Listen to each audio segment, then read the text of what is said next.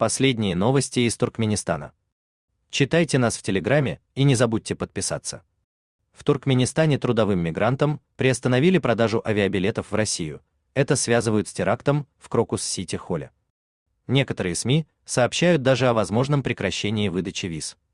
Источники Turkmen News сообщают, те, кто уже получил приглашение на работу и оформлял визы, узнали, что купить билеты пока не получится, а взятки, которые они ранее платили за беспрепятственный отъезд на заработки, пропали. Также в сложной ситуации оказались мигранты, находящиеся в России.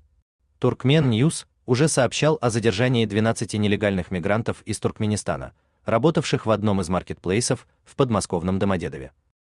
Впоследствии 4 отпустили со штрафом, а 8 перевели в спецприемник города Егорьевска Московской области для последующей депортации на родину. По данным хроники Туркменистана, еще 47 туркменов ожидают депортации в СИЗО города Видное. Источники отмечают, что сейчас страдают те, кого обманули посредники при отправке на работу. Им обещали за деньги сделать рабочие визы, которые позволили бы им спокойно жить и трудиться в России, не имея проблем с полицией.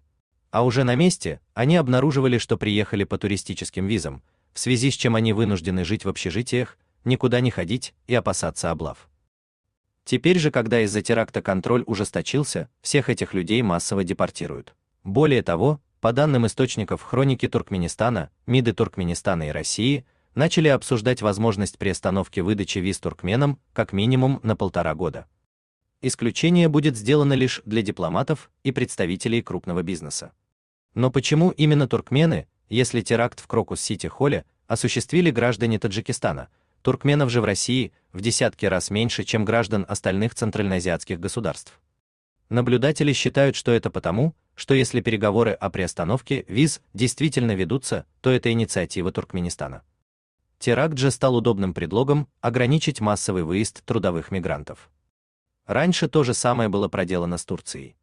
Турция много лет в одностороннем порядке поддерживала безвизовый режим для граждан Туркменистана, благодаря чему стало самым популярным у туркменов направлением трудовой миграции. Но в период пандемии регулярное авиасообщение было прервано, возобновить его в 2022 году Туркменистан согласился лишь при условии ввода виз. Власти объясняют это заботой о безопасности самих же туркменских граждан. Для России Туркменистан является единственной страной СНГ, поддерживающей с ней визовый режим. Российские дипломаты не раз заявляли, что это инициатива Туркменистана и что при желании туркменских властей от виз легко откажутся.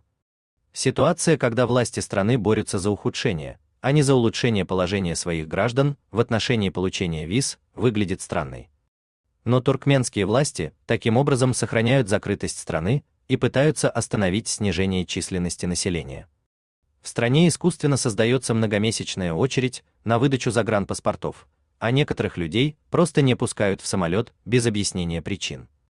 Это могут быть как правозащитники и диссиденты, так и просто, к примеру, молодые люди, которых подозревают в намерении остаться за границей на неопределенный срок. У вас имеется интересная информация, и вы хотели бы ею поделиться? Пишите нам в секретном чате Телеграма. Мы никогда не раскрываем свои источники и гарантируем вам полную анонимность.